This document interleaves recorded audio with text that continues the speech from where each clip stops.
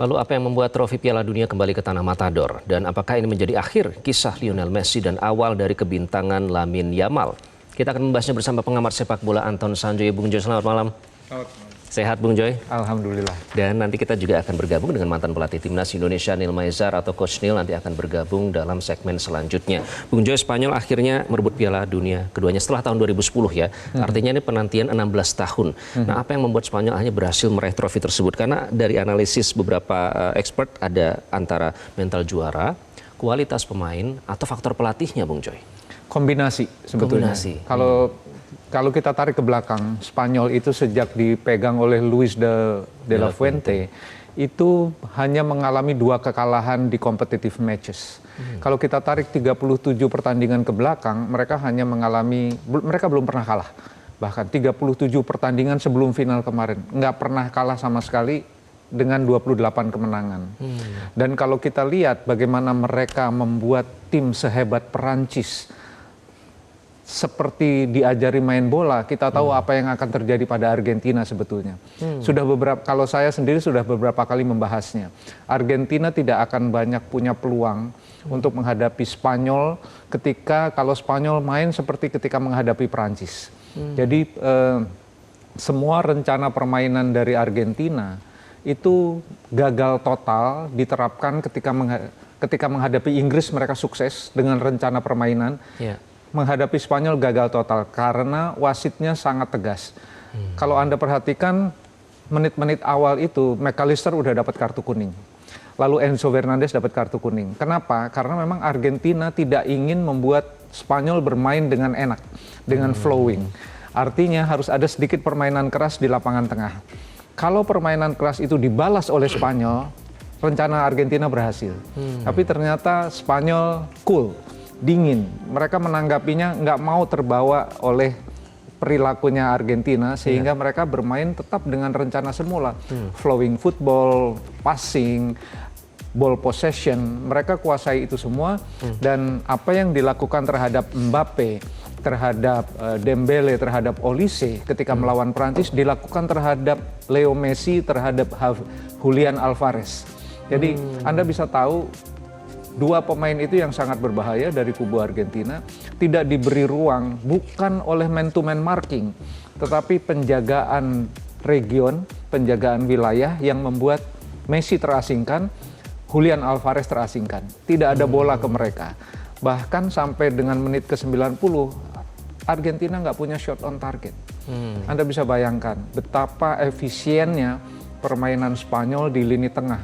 Lini belakang mereka juga sangat solid, sehingga kemudian tidak ada celah bagi Leo Messi untuk melakukan manuver. Bahkan di area-area yang biasanya dia kuasai gitu ya. Betul. Bahkan Messi tidak diberi kesempatan buat berlaga di situ. Ketika menghadapi Inggris, dia ada di posisi nomor 9, geser ke posisi nomor 7, merajalela dia. Tapi lawan Spanyol, di posisi nomor 9 dia berhadapan dengan Pau Cubarsí, di posisi nomor 7 dia berhadapan dengan Marco Correa. Ini yang membuat Messi kehilangan semua magisnya. Sehingga kalau kita tahu bahkan sampai dengan 100 menit lewat, Argentina tuh expected goal-nya, XG-nya itu 0. No. Bahkan jadi baru menit 116. Nyaris tidak ada harapan untuk mencetak gol sebetulnya. Kalau kita artikan secara harafiah ya, nggak ada harapan untuk cetak gol, nggak ada shot, nggak ada peluang. Anda bisa bayangkan. Dan itu banyak yang menyebut rekor yang buruk untuk ukuran Piala Dunia, begitu ya? Jadi kemarin begini, ketika membahas Piala Dunia sebelum final, kita punya asumsi ini akan se-epic Piala Dunia 2022. Kenapa? Berhadapan satu adalah juara zona Amerika Latin, yang satunya juara zona Eropa. 2 tim dengan posisi 1-2 pada ranking FIFA. Anda bisa bayangkan betapa hebatnya pertandingan ini. Ternyata tidak. Satu, kenapa yang membuat saya juga heran, mungkin ya Argentina ini kan sudah memainkan pertandingan dengan extra time 2 kali. Rata-rata umur mereka di tim itu 29,8 tahun. Jadi salah satu tim dengan skuad paling tua. Dan sebagian besar mereka main di 2022 sebagai backbone.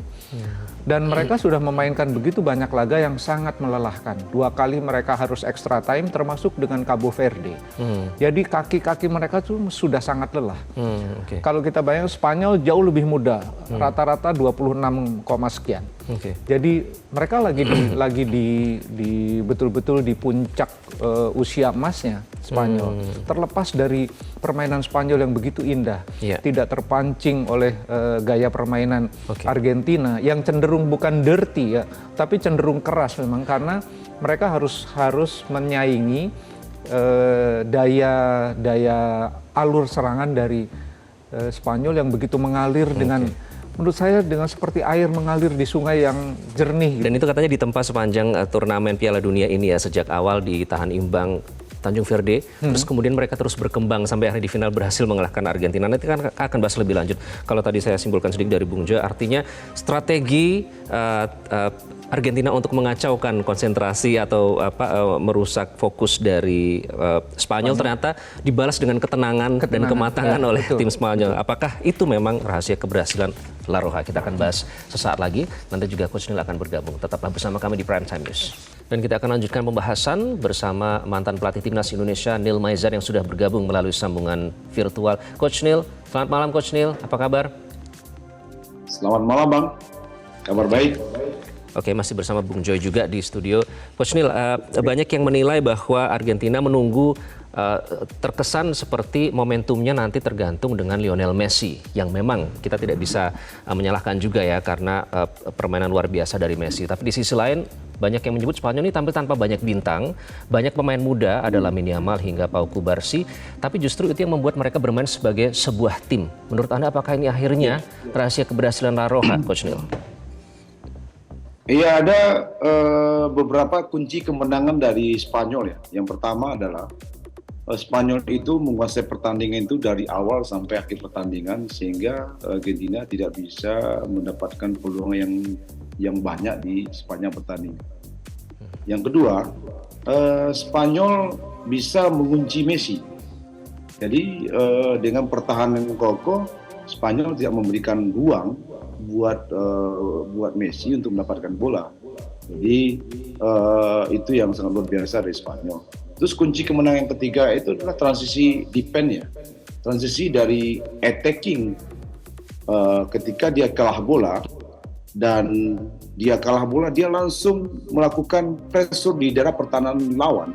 Jadi counter pressing itu sangat luar biasa sehingga Argentina tidak bisa mendapatkan peluang untuk bisa counter attack, sehingga ruang untuk Messi mendapatkan bola tidak ada.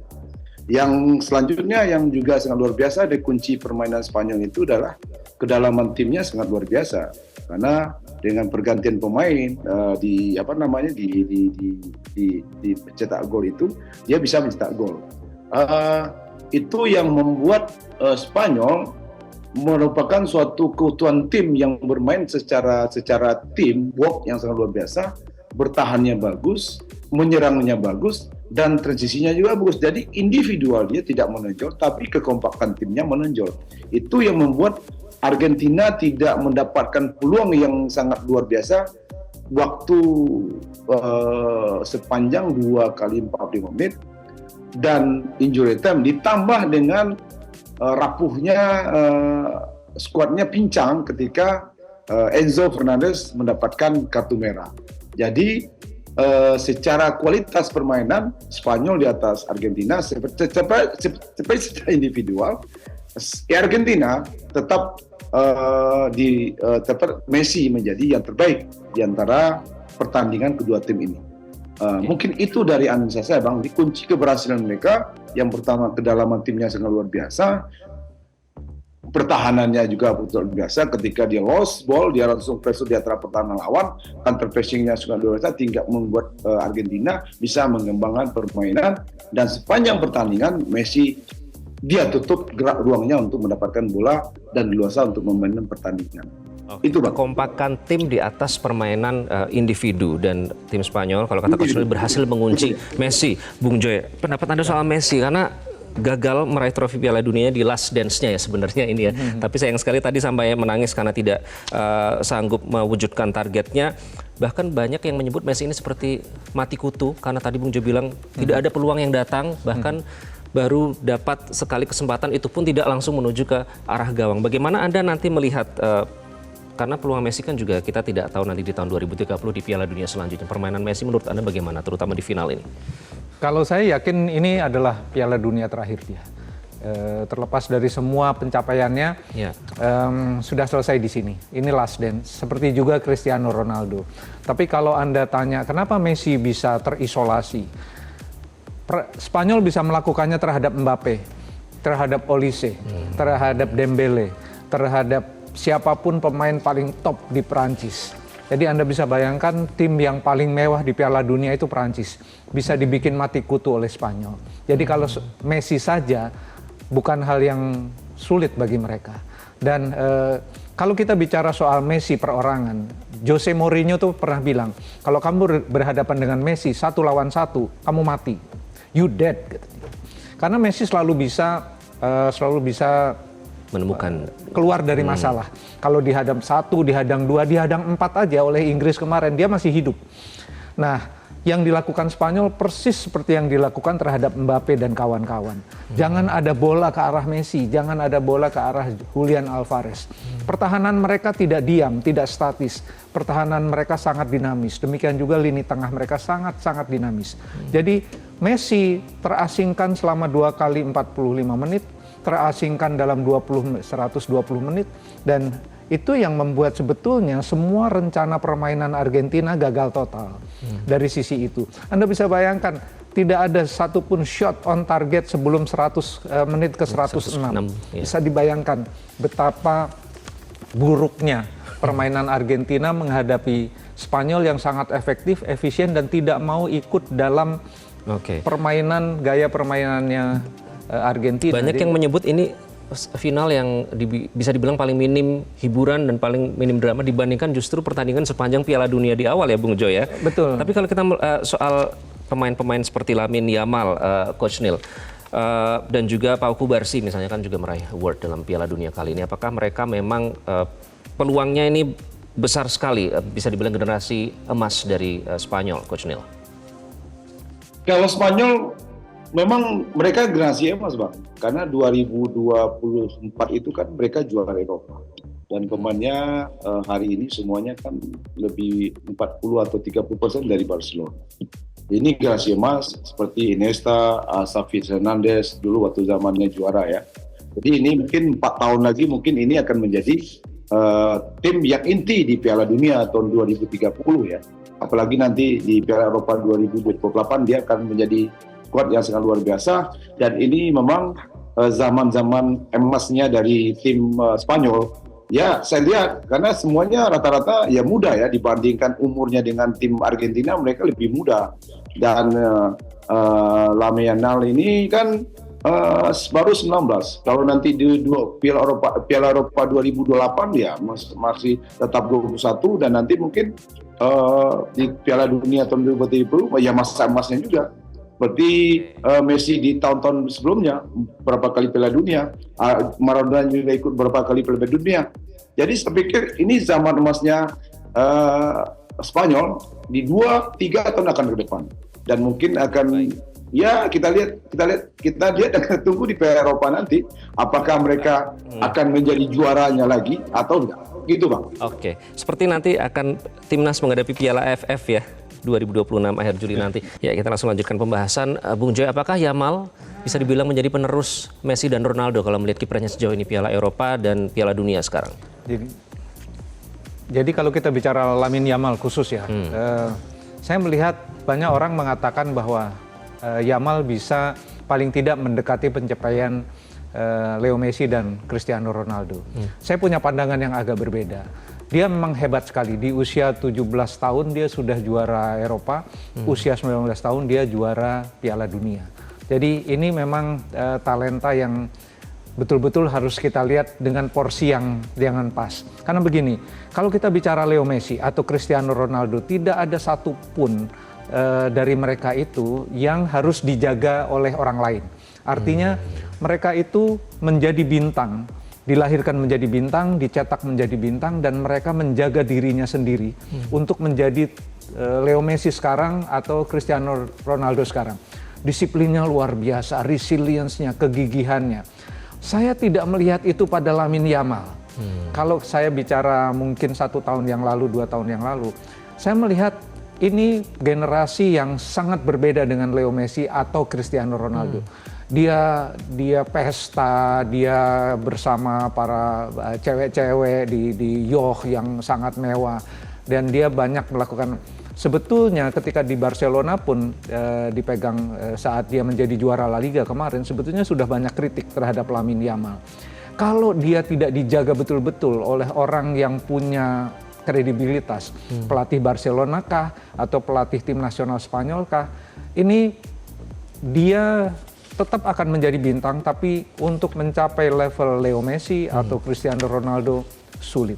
Okay. Saya tidak bisa membayangkan kalau gaya hidup dia terus seperti ini, dia mampu mempertahankannya. Dia kan pernah cedera panjang juga, ya kan. Jadi kalau kita bicara apakah dia mampu untuk menjadi bintang, mampu, pasti. Sampai mungkin dia kan baru 19 tahun, mungkin 10 tahun ke depan, 10 tahun ke depan dia masih akan jadi bintang. Tapi mendekati Leo Messi atau Cristiano Ronaldo, masih saya sangat ragu. Harus butuh banyak pembuktian apa? Artinya banyak drill secara individunya itu harus benar-benar bukan teknis, non-teknisnya. Perilaku dia, kedisiplinan, menjaga rezim staminanya, menjaga gaya hidupnya. Dengan dunia yang seperti sekarang, saya ragu. Mudah-mudahan saya salah. Tetapi kalau kita bicara Lamine Yamal mendekati Leo Messi, usahanya harus betul-betul keras untuk menjaga, bukan soal teknis. Kalau teknis dia udah setara lah dengan Leo Messi pada usianya ya.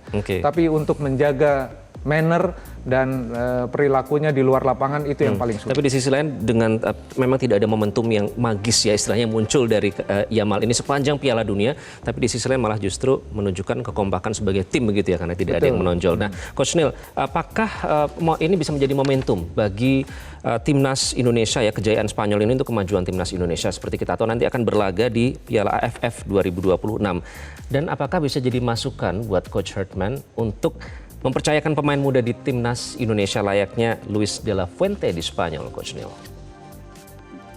Iya, kalau saya pikir ini memang luar biasa ya. Kalau misalnya John Hurtman bisa mencontoh apa yang dilakukan Spanyol, mulai dia bagaimana mengkombinasikan antara pemain senior dengan junior, terus bagaimana cara bermain dia begitu kompak dan disiplin baik dalam pertahanan, menjadi suatu keutuhan tim yang luar biasa. Bisa kita bayangkan bagaimana dia mematikan Argentina dengan counter pressing dia ketika dia kehilangan bola. Transisi dari yang menyerang bertahan, dia langsung seketika itu bertahan di dalam pertahanan, ruang untuk Argentina melakukan serang balik nggak bisa. Itu kan modern football sekarang. Kalau ini dilakukan oleh Indonesia nanti di AFF dengan beberapa kapasitas pemain yang sangat luar biasa, yang sudah mempunyai experience luar biasa, mempunyai pengalaman besar, ditambah dengan pemain muda, dan John Hurtman bisa mengkombinasikannya, bisa mencontoh cara dia berpikir, cara dia bermain. Saya yakin Indonesia bisa melakukan sesuatu di AFF. Karena saatnya Indonesia di tangan John Hurtman ya, bisa memenangkan Piala AFF untuk pertama kalinya. Nanti kita lihat, ini suatu pembuktian buat John Hurtman sebagai head coach-nya PSSI untuk memuaskan, memberikan semacam sececada harapan untuk bangsa Indonesia bisa menjuarai Piala AFF. Gitu Bang. Amin. Itu harapan kita bersama dan sepertinya Coach Neil masih semangat. Jadi euforia kemenangan Spain ini bisa dijadikan inspirasi karena baru saja selesai latihan ya sebelum bergabung dalam dialog ini. Terima kasih Coach Neil, Bung Joy. Sama-sama. Kita harapkan nanti ini juga menjadi inspirasi bagi timnas Indonesia dalam berlaga di tentu pertandingan dan bisa membanggakan dunia sepak bola Indonesia. Sekali lagi terima kasih Bung Joy sudah hadir di Prime Time News. Jelajahi cara baru mendapatkan informasi. Download Metro TV Extend sekarang.